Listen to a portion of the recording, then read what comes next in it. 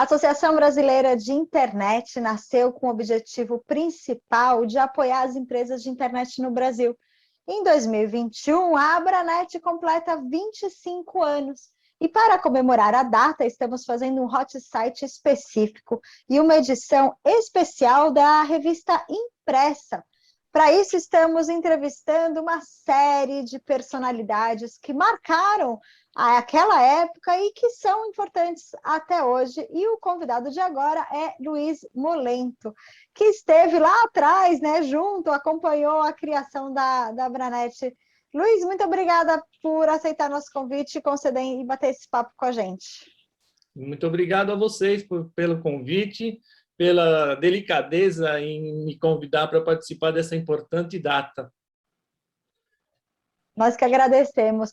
Luiz, vamos começar do começo? Conta aonde você estava. Eu sei que você empreendeu em várias empresas, foi diretor de várias, muitas ligadas ao setor de internet, à informática. Mas aonde você estava em 1996 e qual foi o seu papel? Bom, eu estava fazendo um business plan para montar o primeiro provedor de internet no Brasil, exatamente em 96. Aliás, eu fiquei de 92 a 95, final de 95, trabalhando como gestor de TI da empresa CBPO, da Odebrecht, em 12 países. Então, eu tinha ali contato com todo nível de tecnologia, de infraestrutura, conhecia muito bem o que existia no Brasil, né? E aí, quando a Embratel lançou o seu primeiro canal de internet para o Brasil, em 95, eu falei, nossa, isso é o futuro. E aí, eu passei a estudar bastante sobre internet, fui até uma Futuricom dessas, na verdade, tinha um outro nome, em Las Vegas, em final de 95, e aí eu conversei com a maioria das empresas provedoras de internet nos Estados Unidos, que estavam, assim, muitos anos na frente do Brasil, não é? E aí eu fiz o primeiro business plan, conversei com várias empresas, vários empresários e consegui convencer o grupo Itamaraty, do Olacir de Moraes e do Marcos Moraes, a montar o primeiro provedor de internet que se chamou Itanet, Itamaraty Online. Você não deve lembrar do nome Itamaraty Online, mas certamente você se lembra do Internetcom e do Zipnet, que são as empresas que sucederam a Itanet, dentro do mesmo grupo empresarial.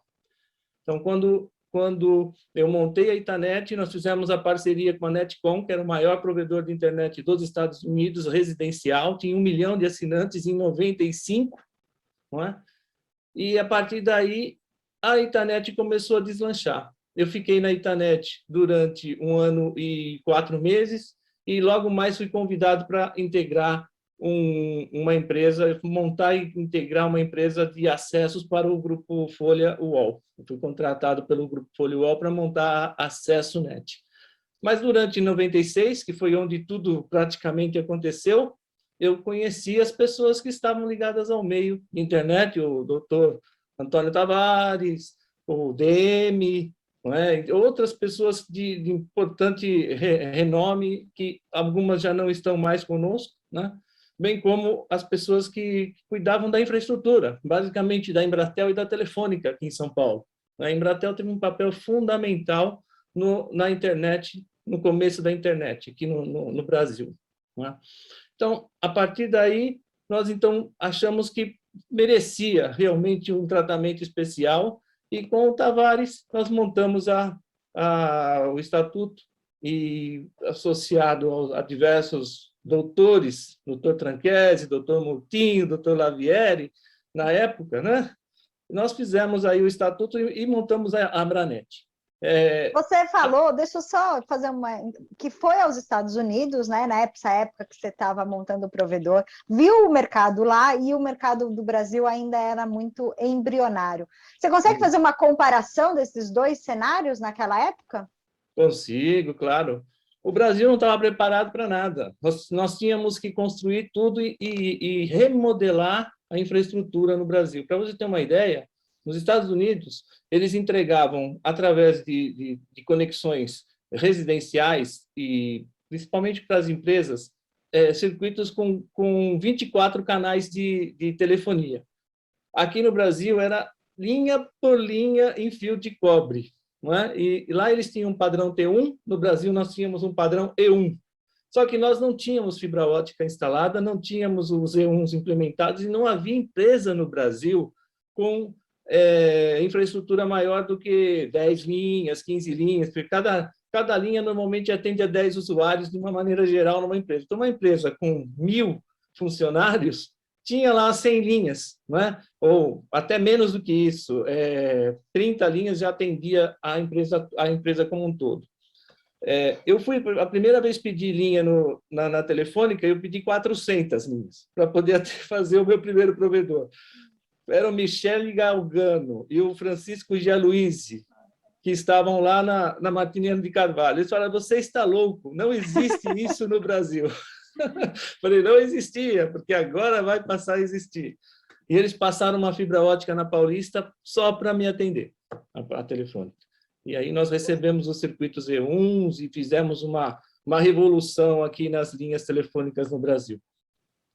É óbvio que ao longo desses 25 anos, e quando a gente vê a internet que nós temos hoje em comparação com o que era, muito se evoluiu. Mas quais foram, na sua opinião, os principais marcos do passado, as principais decisões que fizeram com que a internet chegasse onde ela chegou agora em 2021? Olha, primeiramente, eu acho que a decisão da Embratel em fazer a conexão internacional e prover os circuitos IPs. Para você ter uma ideia, na época, um provedor tinha um canal de 64 kilobits por segundo. Isso não atende hoje nem a nossa necessidade de e-mail, não é? Não. Então, os jovens, né, as pessoas que já nasceram com a internet não fazem a mínima ideia disso. Eu sou da época da internet de escada, né? Então, depois da meia-noite, para fazer trabalhos de faculdade na época. Uhum. Então, quer dizer, era uma outra realidade, mas desculpa te interromper. Então, o link da Embratel Internacional foi um e os outros? Link da Embratel, o advento das linhas digitais E1, eu acho que também a questão do entroncamento entre os diversos provedores e as diversas operadoras de telecomunicações, porque antigamente somente a Embratel tinha canal IP, não é? Então você era obrigado a se conectar com a Embratel para poder fazer com que um provedor enxergasse o outro, e os assinantes de um provedor enxergassem os assinantes dos outros provedores.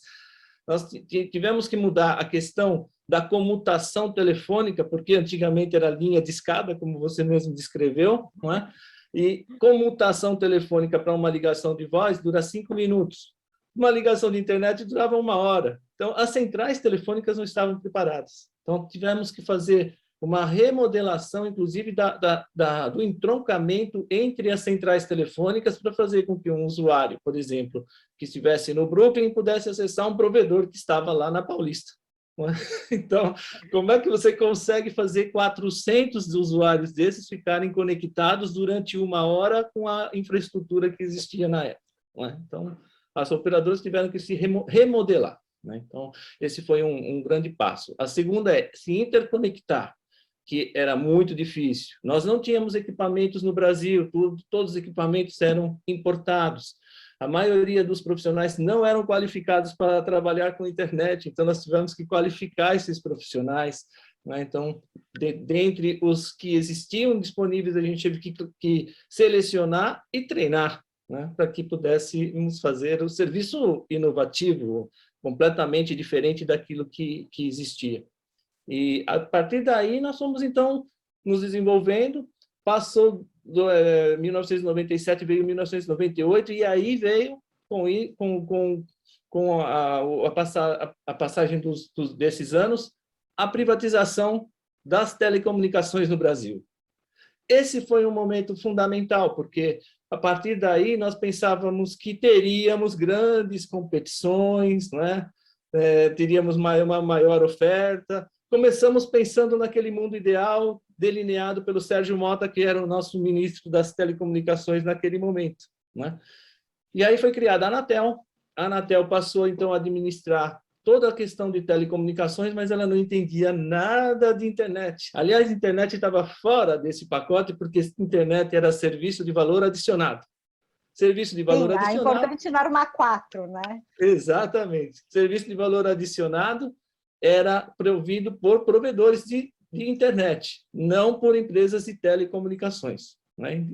E esse negócio ficou rolando por muito tempo, aí vieram normas, leis, a Lei Geral das Telecomunicações, apareceu o tal sorvedouro de tráfego, que era aquela questão do desbalanceamento de quem chama. Então, aquele pessoal que recebia ligação tinha direito de cobrar da operadora um dinheiro porque ele estava gerando tráfego na rede da operadora. Então, a operadora recebia do usuário final e repassava parte dos custos para quem estava recebendo ligação. Provedores de internet, contact centers eram beneficiados nesse sentido. Então, a gente estava sempre procurando, com as novas regulamentações, ganhar um pouco mais de dinheiro e diminuir os custos, que eram altíssimos. Os custos de canal IP no Brasil eram gigantes, não é? Bom, os provedores foram se desenvolvendo. Quando eu já estava lá no UOL, nós fizemos a afiliação de 350 provedores. Com a criação da AcessoNet, nós tínhamos mais de 100 mil portas de acesso em 70 localidades no Brasil. E isso fez com que, em 97, final de 97, eu tivesse aqui no Brasil, dentro do UOL, o que eu tinha visto lá nos Estados Unidos, na Netcom, em 95. Então, foi aí, para você ter uma ideia da conexão lacuna entre de tempo, né? Como foi, e foi difícil, porque não dava para chegar onde a Netcom havia chegado. Aliás, a parceria entre a Netcom e o Grupo Itamaraty não deu certo, porque a Netcom já estava num segundo momento, que era prover serviço para empresas. No Brasil, nós não tínhamos usuários. Então, como implantar a empresa se não tinha usuário para poder usar o serviço? Nós primeiro tivemos que desenvolver a rede de assinantes. Depois da rede de assinantes, a área de serviços cresceu naturalmente, como você vem acompanhando. E a internet caiu de verdade no gosto, quer dizer, falando um pouco de presente, temos hoje a internet que você lá atrás imaginou que seria? Estamos mais avançados? Foi para um outro rumo? Bom, acho que eu posso fazer um paralelo. Aquela internet que eu vi lá nos Estados Unidos, nós já ultrapassamos, com certeza, nós chegamos lá. Mas a gente sempre mantém uma defasagem entre o nosso mercado nacional e o mercado americano, que é normalmente o carro forte, o carro-chefe para onde a gente olha. Não é? E uns 5 anos, a gente tinha de 10 a 5 anos lá em 97, hoje nós ainda temos de 2 a 3 anos.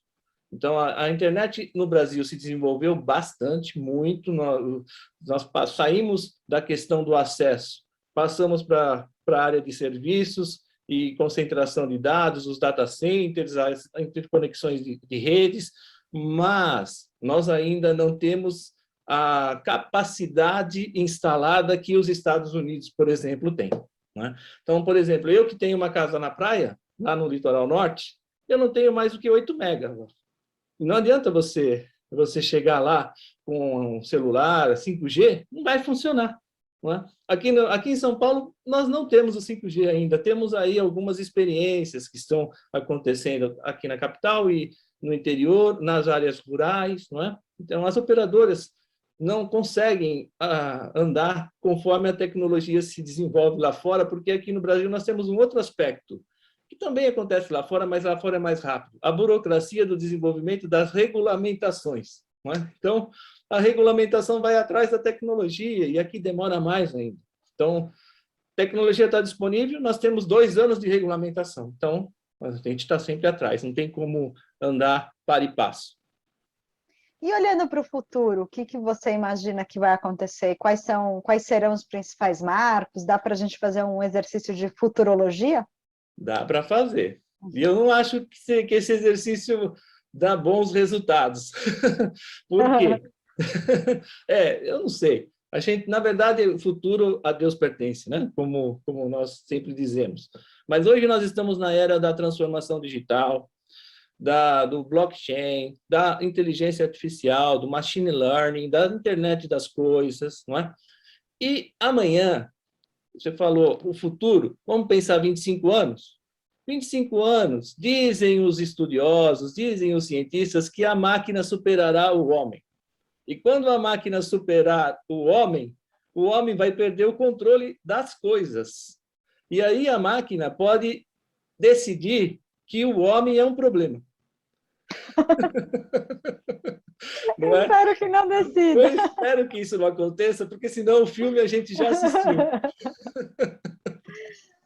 Não Luiz, é? para fechar, que a gente está aqui terminando o nosso tempo, eu queria que você, vamos lá, um exercício de concisão e resumo muito forte, mas o que foi principal no passado, o que está sendo e o que, que será primordial no futuro no que se refere à internet?